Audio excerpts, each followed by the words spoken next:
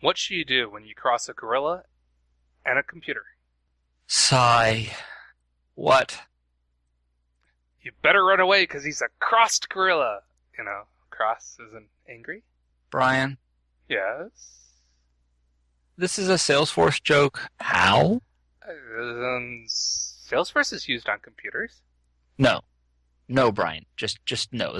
It's barely a joke at all in the first place. No. Nope. Well, let's see you write Salesforce-specific jokes episode after episode. I mean, that's why we asked for listener submissions since episode 1. I'm tapped out, man. I'm tapped out. It's game over. Game over, man. It's only episode 17. I know. Okay, folks. It took 17 episodes, but I finally broke Brian. Oh, this is great. I've got so many people that owe me money now.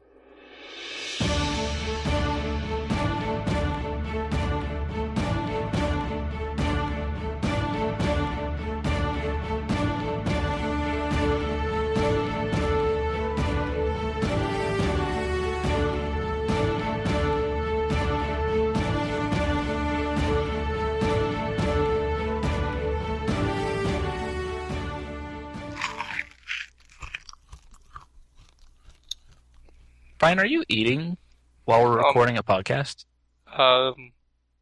It's just a snack, you know. I love these little nerd candies, but I always kind of feel a bit like a cannibal. Okay, but that crunching is still going to come out over the mic, so I'm going to have to edit. Wait, why do you still have Halloween candy? Don't you? No, it's been weeks since Halloween. Look, I can't help it that you don't go to the good houses that give out more candy. You've got twin toddlers. They should be ripping through that candy. Hang on. Are you actually letting them have any? Brian? Yes? No? Maybe? Well, I told them Halloween was fun for kids because they got to dress up, and it's fun for parents because the candy was for us. You are a villain. You are literally taking candy from babies. Well, almost babies. And speaking of villains, here's a new radio show we wrote, featuring an epic clash of good and evil. Nice segue.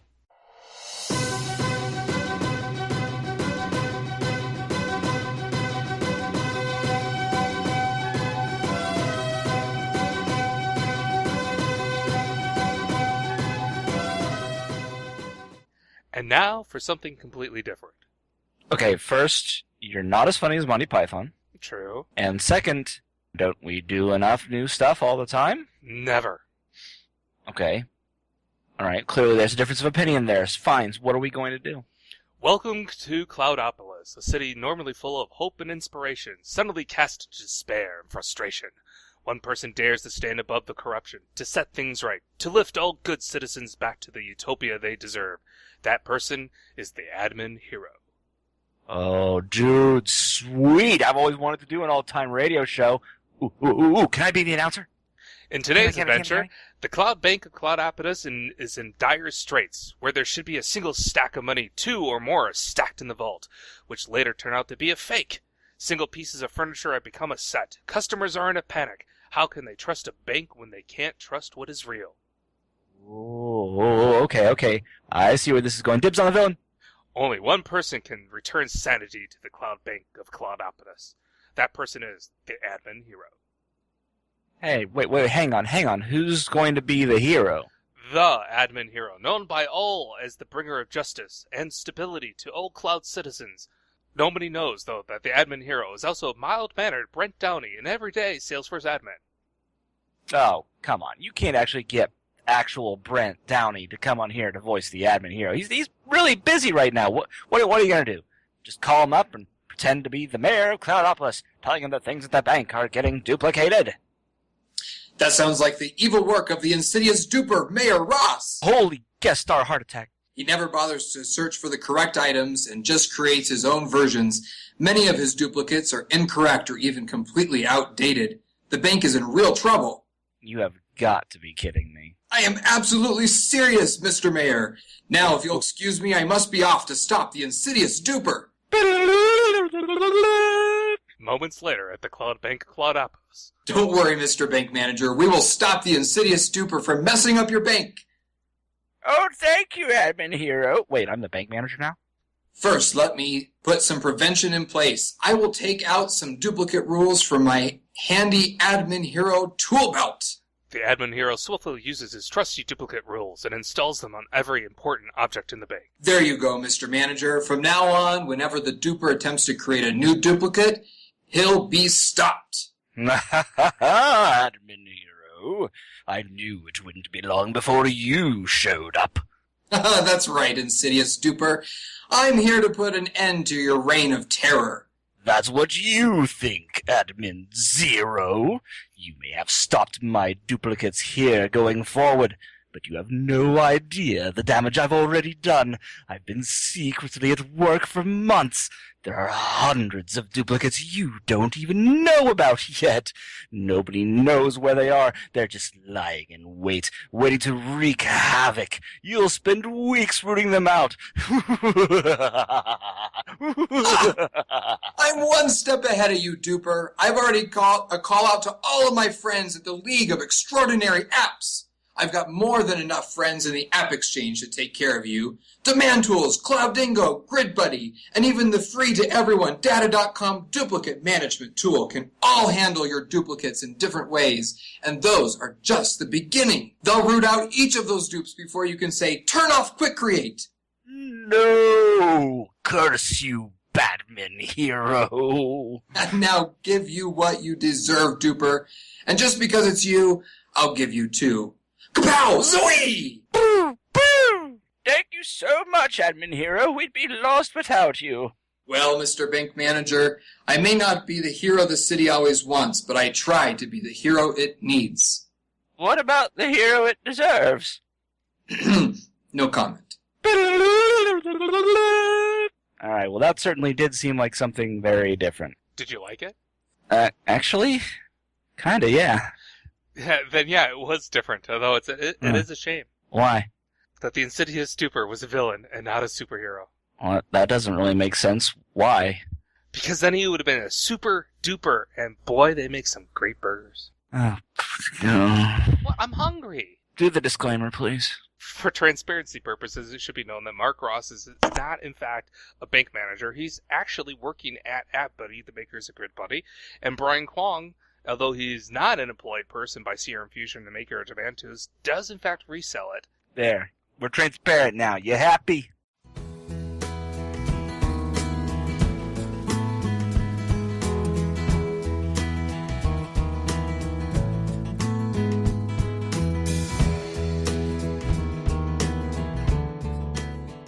Mark, this may surprise you, but we have a guest on today's podcast. I'm actually very surprised, yes. Yes, and today's guest is Brent Downey. That I'm not actually surprised by that because he's in our Skype chat right now. Like, he's here. Yeah, and we just recorded a whole Admin Hero segment, which everyone just listened to. Sure, there was that. I mean, it's not that okay. I did say this was going to be a stupid introduction to this segment for interviewing right. Brent. You were right. But that's what we do here, is stupid. Stupid? Yeah. Yes. Yeah. So, Brent, welcome to WizardCast. Thanks, guys. So, I know you're currently working at ReadyTalk as an administrator. Mm-hmm. I am. And you told me earlier in the quick prep call that we didn't actually have that you've been an administrator for 5 years. Yep. Right? And this is the end of your administrator days, these last 3 days. Yeah, well, we'll see how things go, but it's time to make a change. We're moving into the consulting world next week. So is it surreal, like this whole concept of like having been an admin and now no longer? I don't know. I don't know if it's hit me quite yet. You know, I'm sure once I get onto a couple projects, and that's more of my day to day than answering interesting questions from users. It'll probably set in a little bit more, but it hasn't quite yet. I think what you'll find, considering I've been a consultant for the last year, I made the jump a year ago, is that the questions that you get aren't going to be any less interesting than the questions you get from your end users as an administrator. There's a lot more variety to them. And yet they're all That's the same. True. Yeah. Right. It definitely will be a new challenge and something I've been wanting to do for quite a while. So, I think it was one of those decisions where I thought if I don't do it now, I don't know if I will do it. So I better make a leap, and I think it's going to be a good decision. So it occurs to me that we are all now former admins. Because I was an admin for almost 5 years, and just recently moved over to AppBuddy. And Brian was an admin a year ago, and now you're leaving. It's an interesting little club we have here. It's intriguing because I kind of think of like the progression of an admin and what are some of those channels and tracks that you can move into, and did a session at Dreamforce this last year on developing your career, kind of crafting your journey, understanding where you want to go, and I kind of felt a little bad. I wanted to make sure that I phrased it correctly because you could totally have an awesome career being an admin. Look at Steve Moe does a fantastic job for his company. He's been there for, 13 years or something like that. It's something crazy. And, for me, it's just one of those things where I'm looking for a new, interesting challenge, and that seemed to be the next kind of natural progression to take a look at. But there's some really awesome admins who do this day in and day out, and they do a great job, and that's kind of their wheelhouse, and that's fantastic for them. It's an interesting problem that admins have, especially as they're starting out and they're likely to work for smaller companies. Either they're non-admins who get shuffled into an admin role, or they're part-time or full-time, along with other job things that they have to do. Or, that's just how they start because they have little experience. Often, there's not much upward mobility for an admin within his own company in those situations. The most you'll get is being promoted. If your company really grows really well, the most you'll get is being promoted to the leader of a team of other admins where you're probably not going to be doing much admin work yourself, and that's not necessarily, maybe that's what some people want to do, but it's certainly not a Salesforce thing necessarily very much. So often, what we have to resort to do is growing out in other ways, either moving to another company which is a larger company, which is probably better pay and more responsibility, and that's a step up and possibly ranks with that company because it's a large company, or moving off to a consulting job where you're essentially a Salesforce professional. That is what you do. You are a professional Salesforce fellow, as it were. Personally, I grow up by just eating more candy. That's growing out. That's growing out. Oh, different type of growing. Yeah. My mistake. No, it's true. A managerial role, someone who's over a team of admins and or developers is definitely an option. But I feel like those particular positions are hard to come by right now. A lot of organizations are still trying to figure out. I think they understand the benefit and value of having an on-staff admin, but a lot of those admins are solo admins yet. There's a very small percentage of companies who actually have a developed team that are managing their Salesforce implementation. So, when you kind of evaluate that in your marketplace and you understand what it is you kind of want to do, consulting is another great option. So, it'll be interesting. What I struggled with most though is trying to determine if moving into consulting has some sort of negative impact on, my brand, on, Admin Hero itself, and came to the conclusion that regardless, and probably you guys both feel this, still an admin at heart, but, my day-to-day is just going to change a little bit. So the content on Admin Hero will hopefully grow. It'll diversify a little bit based on the projects and things that I'm able to work on. I can get a little bit deeper into some of the context. As an admin developing this content for Admin Hero, I'm only limited to the amount of information that I am willing and able to learn and the application components that I actually use in my organization. And so as an author, I want to be able to communicate effectively and accurately the content of the site. And so that limits, as a result, some of the content I can develop for Admin Hero. And I think that this is going to be a good move for the site, for the readers.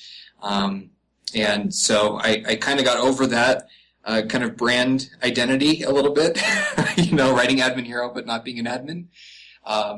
And I think that the benefit's still going to be there for the readers. I think a good way to look at it is, as a consultant, you're not an admin for an individual company. You're now an admin for many companies. Mm. You just may not necessarily be the admin for that company all the time. Sure.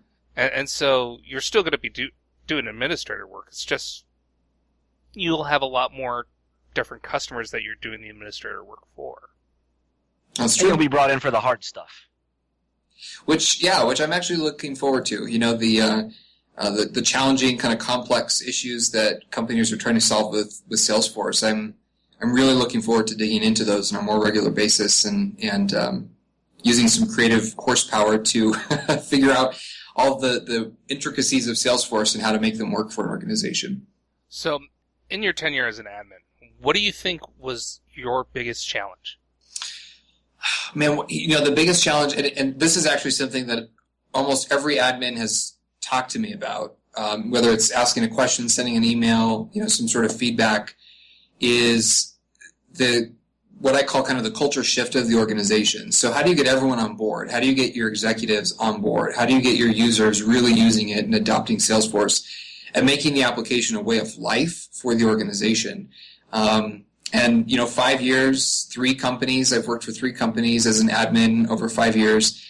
Every single one of them have had some varying degree of that kind of cultural component that's missing or that is difficult to get folks on board with.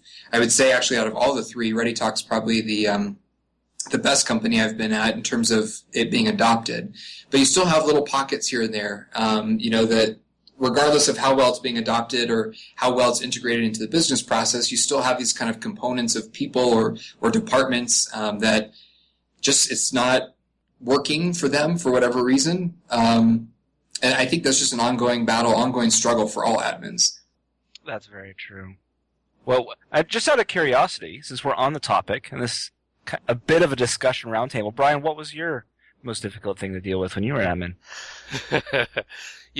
I think I have the same issue that Brent brought up, was convincing or changing the culture. So it was pretty common in the places I went to. I would have, say, a champion, and maybe, if I was really lucky, the executives level staff. But typically that champion had limited, oh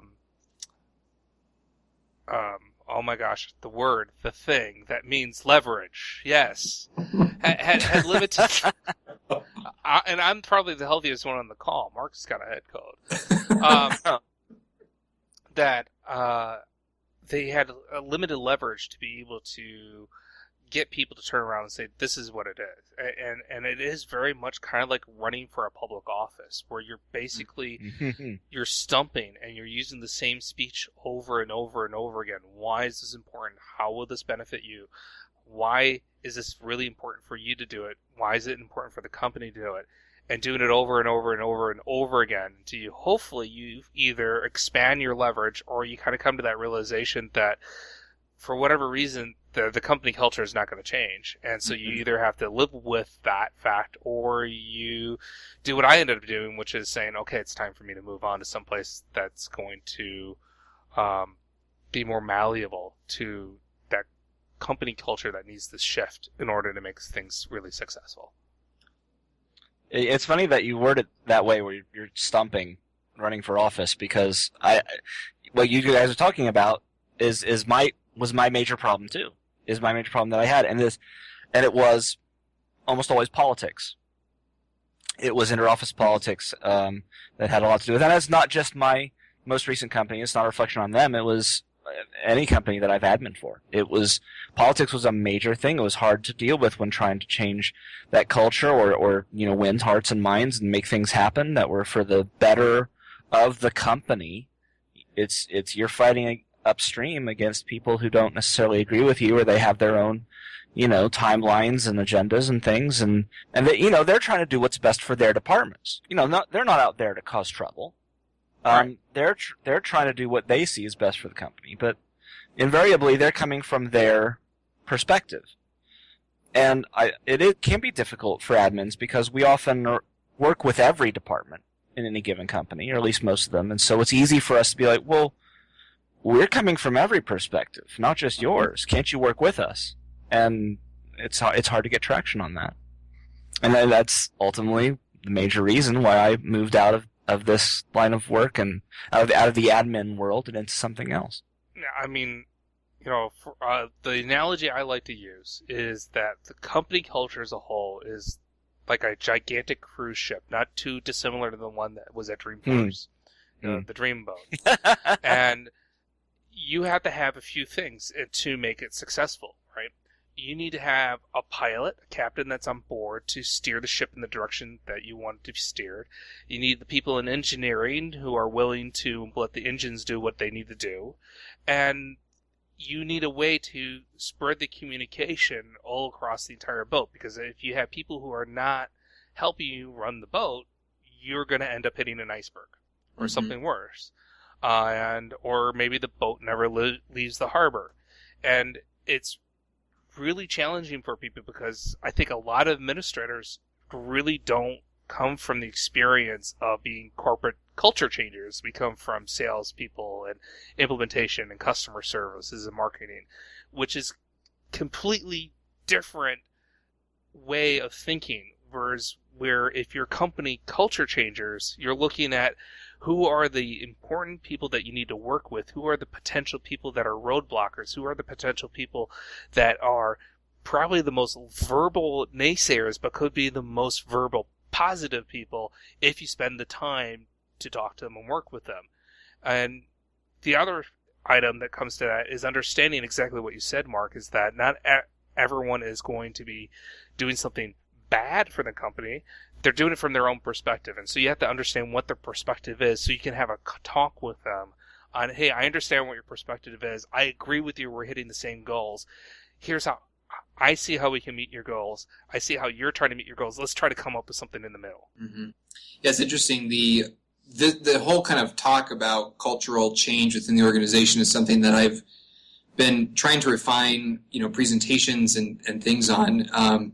And just this last year, I did a presentation. It was actually at Midwest Journeyman on leveraging psychology to kind of help in that effort. And there's a lot of little tactics that people can do, but when you really boil it all down, you're just dealing with people. And so you don't have to be, some sort of psychoanalyst. You don't have to have some sort of advanced degree. When you understand that you're just working with people and you can understand some basic kind of tenets of psychology and the way that people as a human, human nature tends to learn and interact with one another, you can spin that to your advantage, both in developing functionality in Salesforce to get people to want to use it, but also in your communication, the way that you approach people, the conversations and the way that you engage with them and empathize with them really pulls on that psychology element, and it helps to win them over. And I think a lot of people forget that we're all just people. We're human beings. You can use some simple tactics like that to kind of help at least alleviate the pressure, if nothing else. So let's talk a little bit. I hate to use the word legacy because we did a really crappy job on your introduction because we didn't mention your blog at all. Oh my God, we didn't. Wow. So maybe Mark. AdminHero.com. Maybe Mark will take the stuff that I said about you having 2,000 subscriptions and pull it forward and make me sound more intelligent. He won't. So you run a blog called Admin Hero at adminhero.com that has over 2,000 subscribers now. Has been running for ever, it seems like. I don't know if that's a compliment or not. Yeah, way to diminish his accomplishments. Well, I kind of remember seeing Admin Hero before I became an MVP, and when I was still trying to get learning about Salesforce.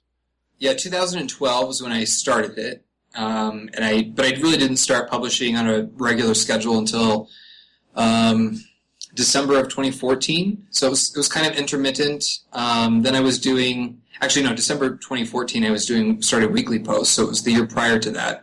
I was doing every other week. So it was a lengthy ramp up, but it's been around since 2012. I think I have about 115 or 120 blog posts now, 2,300 subscribers. It's in the last year, it's just skyrocketed. It's been really crazy to see it take off. Yeah, I mean, as a person who's been doing blogging for almost 2 years now, at thewizardnews.com, which I don't know why I'm saying that, because chances are our listeners have already gone there. Probably, right? Blogging's not an easy thing to do. No.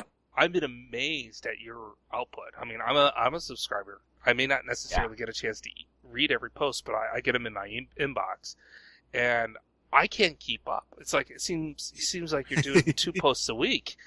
I'm lucky I can write an outline for a post once a week. So my hat is, I would say, metaphorically off because I'm not wearing my hat right now. But I tip my hat off to you, man. You have been one amazing contributor to the community. So thank you very much for that. Oh, thank you. How do you keep up that level of work? Well, so, everyone knows Mike Gerholt and Button Click Admin. And when I started writing, that was, the blog that I went to. And I think probably the blog that most admins, at least, heard about first at that point in time. So, I really wanted to blog, and so I thought, well, he's doing something, and it seems like he's pretty popular, and so let me kind of understand what he's doing a little bit. Followed along with, kind of understanding his cadence and trying to look at the way that he laid out his site and the way he communicates and things like that. And then after becoming an MVP, I had a chance to talk with him on multiple occasions around, what is it, how do you do that? How do you do a weekly post? I didn't have any sort of posting schedule, and one post every 3 months seemed like a ton of work. And so, he told me, he goes, well, when you have people who subscribe to a newspaper and they get the daily newspaper, they expect it every single morning. And, folks who are reading my site expect to have a new post there every single week. And so you work with that expectation.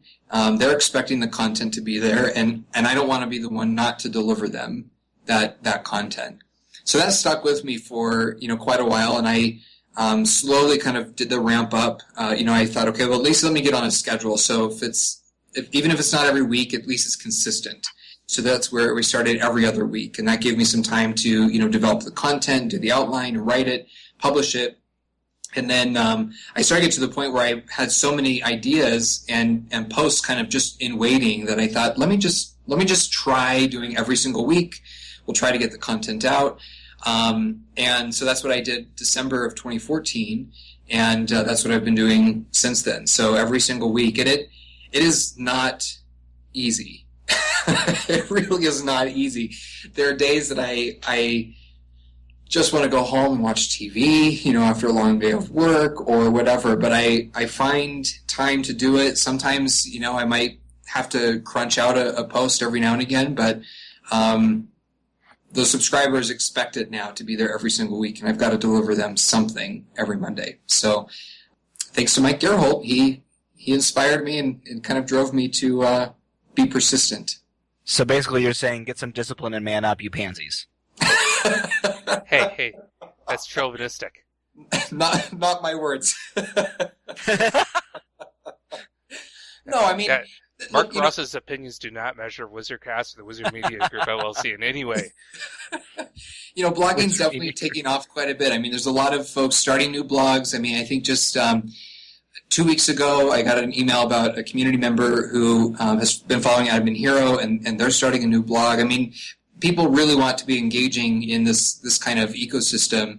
And, I'm proud and humbled to have a site that people are looking to, much like I did Button Click Admin, to kind of help them not only be inspired to write, but also, how to do it. And so it's definitely really interesting to see, folks coming in, but there shouldn't be that expectation that you need to publish on a regular basis. I mean, some people just want to do it just to do it and have fun and document for themselves, and that's fine. If it grows into something more, I mean, that's kind of what Admin Hero became.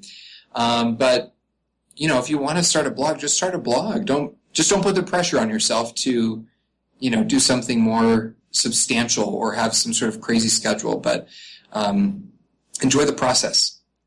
Or if you have a great idea and you don't want to start your own blog and do that hassle, there's always people like Brent and I that are happy for guest posts. Love guest posts. Yeah, I mean, that's been an interesting process too, is the creative control over the site and the way that you articulate, specific viewpoints and interests, or, even some of the technical writing that I've taken and kind of distilled down to even be less technical so that really new people can jump in and get on board.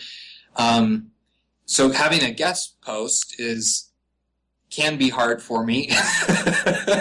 You're going to have a hard December. Control, right? And so I definitely want them. I think that they're great to have and kind of add some other opinions and insights. But as a blogger who has been very specific in the way that the site is structured and the content is delivered, that's a very interesting component of blogging is the guest blog. I get it. I mean, when I started the Wizard News, one of my kind of visions for this was it wasn't just going to be me. I would start off as the editor-in-chief, but I really wanted to turn the blog site into like a newspaper with a variety of columns written by other people. And for whatever reason, that just never took off. Yeah, now we do this. And now we do this instead. Yeah. I think Mark was going to originally hop onto the not necessarily my blog site, but he was going to share my website and all the hosting things, and for whatever reason we decided to do a podcast instead of joining forces that way. Well, it's funny, on the flip side, I've been asked, why don't you do a podcast, or you should create some video content, and I've thought about it, but the fact of the matter is that I started a blog, and for me, that's what I want to do. And the amount of time that it takes for me to, develop that content, I can't create great blog content and great video or audio content at the same time. Amen, brother. My limitations are. I hear you. And so, and I don't want to diverge from the blog, but there are. I mean, you guys do a great job. Button Click does a great job being able to run both types of content. I can't do it. Yeah. So for a while there, I was doing a video, a blog post, and the podcast at least twice every single month of something. And something just broke because I can say I love doing the videos. I think they're a lot of fun, but there are tons of work, especially when you're the one who's writing the script, recording the script, and then doing all the editing afterwards, all by yourself. It's a lot of time and a lot of work. And unfortunately, I spent a lot of money on software and the various hardware required. This podcast probably would not exist if it wasn't for Mark, who is a wizard at the editing. Hey. Fine. He's a Yoda at the editing. Okay. And because the amount of time it would take me to edit this particular interview would probably be, a half a day, where Mark's probably going to whiz bang through it in 20 minutes. Mm-hmm. So yeah, it can be a lot of work. And I think that's something that people don't necessarily realize when they first get into blogging, videos, or podcasting. But that's okay. I think you kind of have to start off with what's your expectation, and if your expectation is going to be, I'm just going to put out information when I have really good information, then you spend the time to make sure that whatever you put out is by far excellent, and it doesn't matter how often you post. People are going to come and read you. I think that's the thing. It's all about the content and quality of the content. So, if you aren't publishing on a regular basis, at least be publishing something that's great, right? I listen to, I don't know if you've heard of the podcast, but it's a marketing podcast, and Scott Stratton and his partner they run that, and he talks about blogging, where he'll publish one blog post every 6 months, but he's like, I get a ton of traffic to it because people know that if I'm publishing something that's really important, I've taken the time to really write it out. And, his subscribers understand him, but, there's no frequency to it. It's really hit or miss, but it's always really good content. So he makes that comment as well. Closing thoughts, arguments? Oh, I have a question that I want to ask. So, I have no idea if you have actually listened to the podcast. It's probably a question I should ask up front. One of Why? our, We just assume no. yeah, because we really know, like, Alicia and my mother are probably the only listeners. Hi, Alicia. Yeah. That one of the things that we are hoping is one day when we get this down to near perfection, which will probably be never, we will manage to get Parker Harris on our podcast. Because it's kind of our personal goal. So, on the assumption we get Parker Harris on our podcast, what one question would you like the WizardCast morons to present Parker Harris? So you guys are doing Parker Harris because Button Click's trying to vie for Benioff, right? Yeah, in no way is this a ripoff. At all. The idea of we're never going to get Benioff. Yeah, the ideas of asking guests for questions, that is a minor ripoff. I'm like, oh, that was a really good idea, Mike. But just like everything else, we all borrow from Mike, and Mike knows it, and he loves it. Thanks, Mike. He does. Thank you, Brian. Okay, what one question would I ask Parker? Parker. Yeah, see, the problem is that Mike also gives you that question in advance so you can think about it. He didn't give me the question in advance, so, you know. Besides, I'm is a how big we're trailblazing. I'm a big We're believer different. of your first instinctual answer is usually the one that is the most honest. Well, I saw Mark Benioff had tweeted something this morning. It was a newspaper article from SF Gate, and they were talking about Oracle Open World and how the number of attendees declined apparently this year. And so I thought that was pretty interesting. So I guess maybe a question related to that would be, how is Salesforce ensuring that they aren't moving into kind of an Oracle state in terms of size or integration of products or, the kind of ugly behemoth that Oracle has become to many organizations? Because that tends to be a question that I hear a decent amount in the community, and I think it's a fair question. I think it's a fair question. That's a great question. It is. We'll have to write this down or something. So, yes, we'll ask Parker, how are you planning to not become a huge, ugly behemoth? All right, that's the question. Got it. Yeah. And if you have any exceptions to that question, Brent Downey's the one to beat up on. Yep. Thank you, Brent. We're just the messengers, Parker, honestly. Well, thank you very much for your time. I greatly appreciate it, and hopefully our listeners really enjoyed the adventures of the Admin Hero. If you want to hear more of these adventures and more from Brent, you can, of course, go to adminhero.com and read his blog, or please tell us whether or not you like this, because we would love to write more of these terrible, terrible scripts and have Brent come back for more Admin Hero adventures. Awesome. Thanks, guys. Thank you, Brent. So, what did we learn, Mark? Well, today I learned new ways to exploit my children for my personal gain, and I learned I'm going to have to start writing the jokes in the script, apparently. Well, I learned that you don't know the appropriate way how to make sure your kids don't get their sugar high. It's okay to let them have a little. Like, they've actually found that sugar is actually largely a placebo effect, and mostly due to the reactions that parents have prior to the children. Is the children reacting to the parents' reaction? Right, you know this, right? Mm-hmm. I guess it would still work the same way. Placebo still means it works. Okay. No, all right. Science be damned. Yeah. I learned that Brent is actually a hero. That's true. Well, I knew that. How did you not know that? Well, I thought he was wearing the cape as more of a fashion statement. When is that ever a fashion statement? Project Runway? I just hope he never goes near any jet engines. Oh, yes. Capes are evil.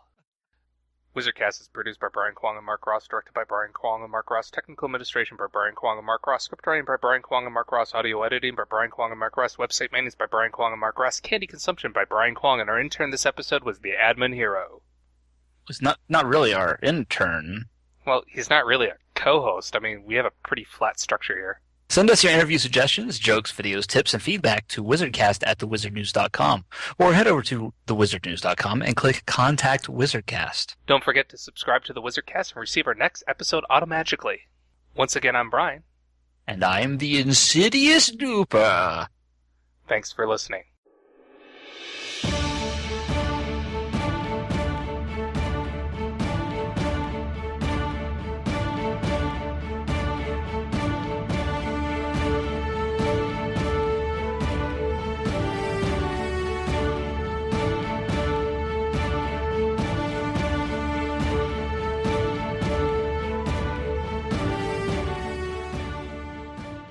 does like the Insidious Superman. Is the mayor the bad guy? What does he say? Is that the reveal? The reveal really early in the script. The Insidious Superman was really Mayor Ross in disguise. And I would have gotten away with it too if it wasn't for those pesky kids and dog. Oh, one more thing, Brent. One more thing, Brent. Yeah. I am your father. That's a really scary thought. That sounds like a great plot for another script. That's the twist. That's the That's twist. the M. Night Shyamalan twist.